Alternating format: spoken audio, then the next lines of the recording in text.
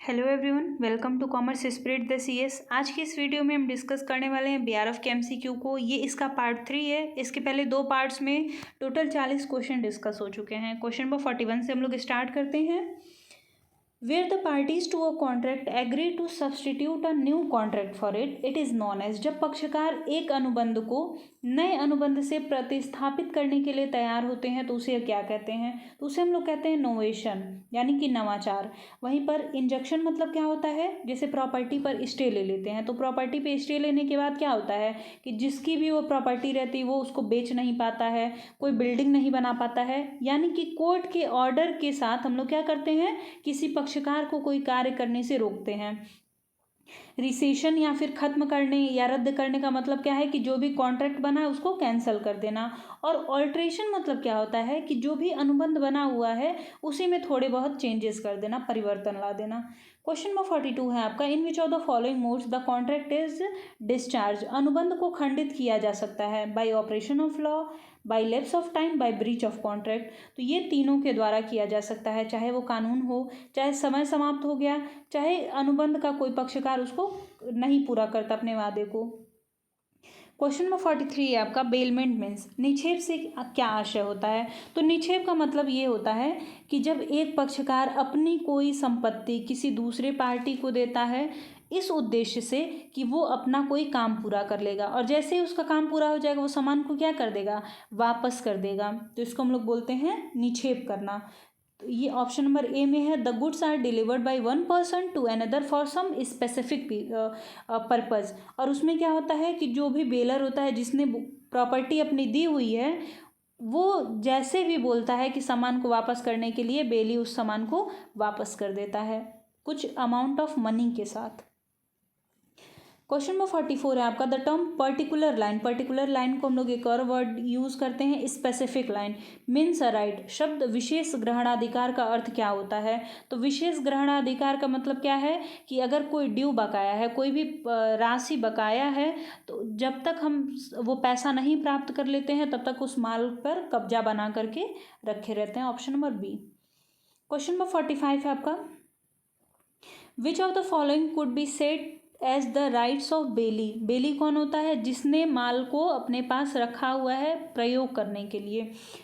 Right to claim compensation for any losses. किसी भी हानि के मुआवजे के लिए दावा करने का अधिकार। तो ये करेक्ट है। जैसे अगर किसी का एसेट हम यूज कर रहे हैं, मे भी हो सकता है उसमें कुछ खराबी आ गई हो और उसकी वजह से हमें कोई हानि हो गई हो तो हम लोग उसको मांग कर सकते हैं। उसके साथ साथ अगर हम लोगों ने कोई खर्चा किया हुआ है उस प्रोडक्ट के ऊपर तो वो भी मांग कर सकते हैं। और उसके साथ साथ क्या कर सकते हैं, जब तक कि हमको ये दोनों खर्चा वापस नहीं मिलेगा तब तक हम सामान को उसके अपने पास रख सकते हैं। तो उपरोक्त सभी होगा, all of the above. Question number 46 है आपका, the person who during the contract of bailment delivers the good. यानी कि वह व्यक्ति जो सामान को हस्तांतरित करता है उसे क्या कहते हैं? तो उसे हम लोग कहते हैं निक्षेपदाता, बेलर। और जिसको सामान हस्तांतरित किया जाता है उसको क्या कहते हैं? निक्षेप ग्रहीता। क्वेश्चन नंबर 47 है आपका, बेलमेंट मीन्स। निक्षेप का अर्थ क्या होता है? तो निक्षेप में क्या होता है, किसी भी वस्तु का अस्थायी हस्तांतरण होता है, temporary delivery of good. Question number 48 है आपका, it is necessary in bailment. निक्षेप में आवश्यक है अधिकार का हस्तांतरण, स्वामित्व का हस्तांतरण, वस्तु का हस्तांतरण या संपत्ति का हस्तांतरण। तो यहाँ पे हस्तांतरण किस बात का होता है? पोजेशन का, यानी कि अधिकार का, कि आप सामान को लेके जाइए, उसका प्रयोग करिए, बदले में हमें कुछ पैसा दे दीजिएगा। क्वेश्चन नंबर 49 है आपका, the finder of good has right of. वस्तु के प्रापक को कौन सा अधिकार होता है? तो जिसको भी किसी का सामान गिरा हुआ मिलता है, चाहे गुमा हुआ मिलता है, तो उसके पास एक अधिकार रहता है, ग्रहणाधिकार, यानी कि right of line. Right of line का मतलब क्या होता है कि जैसे अगर सामने वाले पक्षकार ने कोई वादा किया है तो जब तक कि वो वादा पूरा नहीं करेगा हम चाहें तो उसके किसी भी असेट को अपने पास रख सकते हैं जब तक कि वो पैसा वापस नहीं करेगा। क्वेश्चन नंबर 50 है आपका, the bailment of good as security for payment of debt is called. ऋण के भुगतान के लिए सुरक्षा के रूप में किसी भी माल का निक्षेप क्या कहलाता है? तो उसको हम लोग कहते हैं गिरवी रखना। जैसे हमारे पास कोई गोल्ड की ज्वेलरी है, उसको हम लोग ज्वेलर के पास लेके जाते हैं, तो एक वस्तु का हस्तांतरण दूसरे पक्षकार को हो रहा है, तो इसको हम लोग क्या कह सकते हैं? निक्षेप कह सकते हैं, बेलमेंट कह सकते हैं। लेकिन इसका मुख्य उद्देश्य क्या है? पेमेंट ऑफ डेट, यानी कि जब हम ऋण का भुगतान कर देंगे तो आप हमारी ज्वेलरी को दे दीजिएगा, तो उसको हम लोग कहते हैं गिरवी रखना। अब क्वेश्चन नंबर 51 में पूछा है कि गिरवी को कौन से सेक्शन में डिफाइन किया गया है? तो ये डिफाइन किया गया है धारा 172 में। क्वेश्चन नंबर 52 है आपका, without free consent a contract can be set aside by. स्वतंत्र सहमति अगर नहीं है तो अनुबंध को किसके द्वारा रद्द किया जा सकता है? तो ये होता है एग्रीव्ड पार्टी, पीड़ित पक्षकार के द्वारा। जिसके ऊपर प्रयोग किया गया वही कर सकता है। क्वेश्चन नंबर 53 है आपका, मिस रिप्रेजेंटेशन इज डन। मिथ्या वर्णन किया जाता है जानबूझ करके या अनजाने में? तो जो मिथ्या वर्णन होता है वो हमेशा अनजाने में होता है, लेकिन अगर मिथ्या वर्णन जानबूझ करके होगा तो उसको हम लोग कहते हैं धोखा देना या फ्रॉड, कपट। क्वेश्चन नंबर 54 है आपका, कंसिडरेशन में भी प्रतिफल हो सकता है भूत, भविष्य और वर्तमान। तो ये तीनों हो सकता है, it may be past, present और future. Question number 55, speculation agreement is. सट्टे का ठहराव क्या होता है? तो जैसे बाजी का ठहराव, यानी कि एग्रीमेंट ऑफ वेजर, ये क्या होता है? वॉइड होता है। लेकिन अगर स्पेकुलेशन की बात आती है, जहाँ पे एक स्पेसिफिक स्किल की या नॉलेज का यूज किया जाता है, वो आपका क्या होता है? लीगल होता है। इसीलिए वो जो शेयर्स हो गया, स्टॉक मार्केट हो गया, उसमें जो स्पेकुलेशन होता है वो लीगल होता है।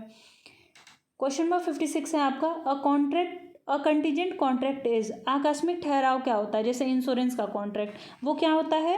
वैलिड होता है। यानी कि ऑप्शन, यहाँ पे आंसर ए लिखा हुआ है लेकिन ऑप्शन नंबर डी होगा इसका, कि ये वैलिड होता है, वैध होता है। क्वेश्चन नंबर 57 है आपका, liability of joint promises is. संयुक्त वादों का दायित्व होता है। तो जो भी संयुक्त वचनदाता होते हैं उनका एक तो पहली लायबिलिटी आती है कि दोनों मिलकर के पूरा करेंगे, उसके साथ साथ दोनों का व्यक्तिगत उत्तरदायित्व भी होता है। जैसे ए को 5 लाख रुपए पे करना है और बी और सी दोनों मिल करके करने वाले हैं। बी कुछ देने वाला, कुछ परसेंट सी देने वाला है, तो चाहे तो बी पूरा का पूरा पेमेंट ए को दे सकता है और बाद में सी से वसूल सकता है। तो इसका जो लायबिलिटी है वो क्या है? व्यक्तिगत भी है और उसके साथ साथ क्या है? जॉइंट भी है। तो ऑप्शन नंबर सी होगा कि दोनों होता है, संयुक्त के साथ साथ व्यक्तिगत भी होता है।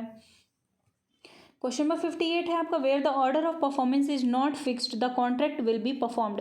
जहाँ पे अनुबंध के निष्पादन का क्रम नहीं तय होता है वहाँ पे अनुबंध किस प्रकार से किया जाता है?